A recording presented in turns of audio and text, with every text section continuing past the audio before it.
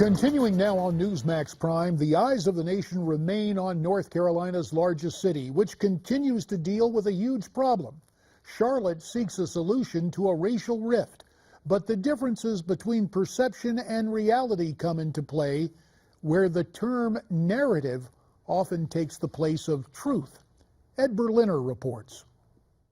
Hands up, don't shoot! Hands up, don't shoot! Hands up, don't shoot! Hands up, don't shoot! The slogan that ignited an American firestorm, the aftermath of the shooting of Michael Brown in Ferguson, Missouri, that has been proven to be, quite simply, a lie. I was offended by the St. Louis Rams and other people that were going out based on, as Eric Holder said, an alternate version of reality. It wasn't true.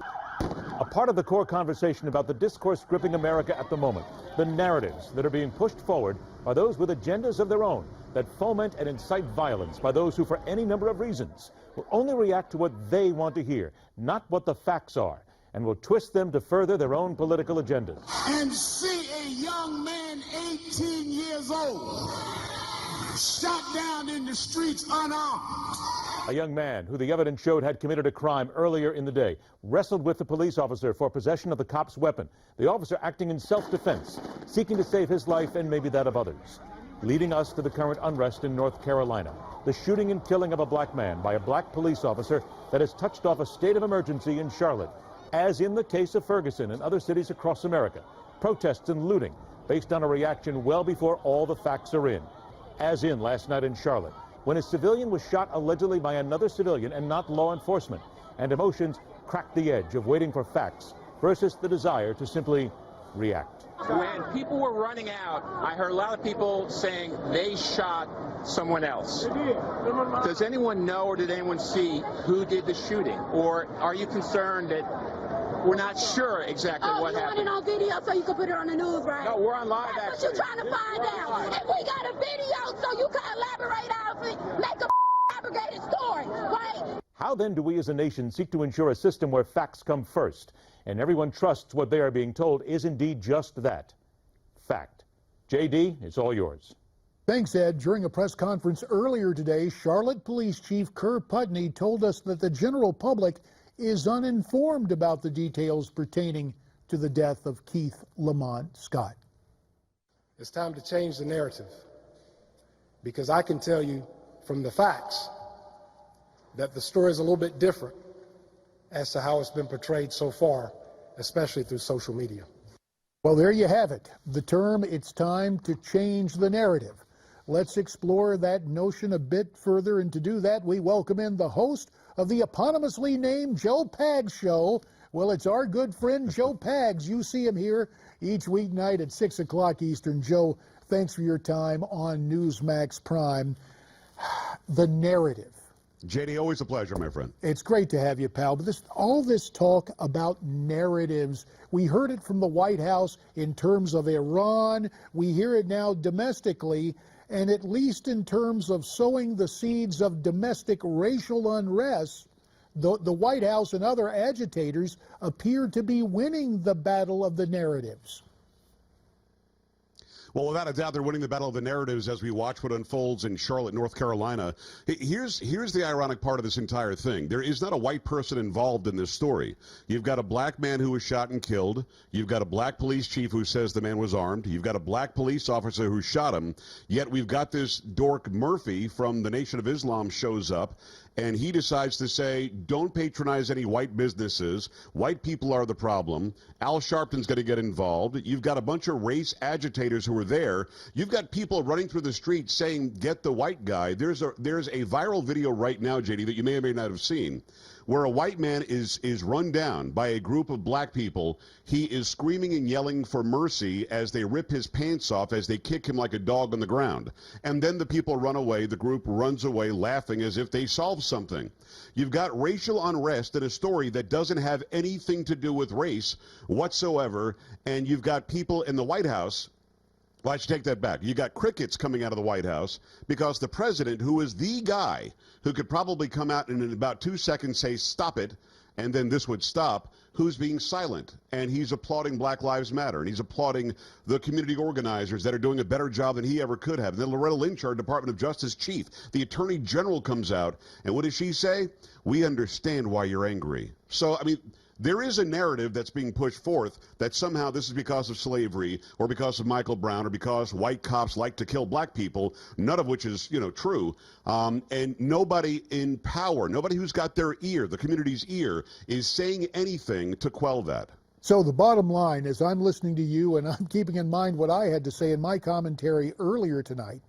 Yeah. Is President Obama and really the Obama administration collectively serving as an enabler for the riots we're seeing in Charlotte and the earlier riots we've seen elsewhere? I'll take it further than that, J.D. I think that he's serving as an instigator.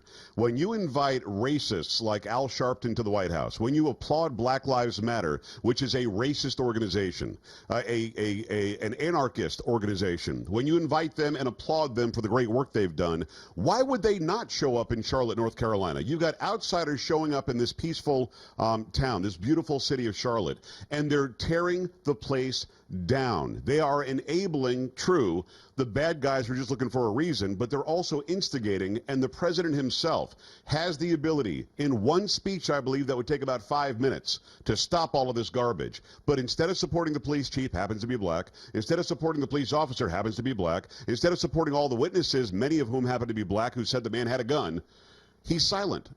So you're right, he's enabling, but I believe that for a long time he's been instigating. And there is a new dimension, Joe, now that we're 50 days away from a presidential election. You take a look at North Carolina. The polling shows Donald Trump has moved ahead 5 points.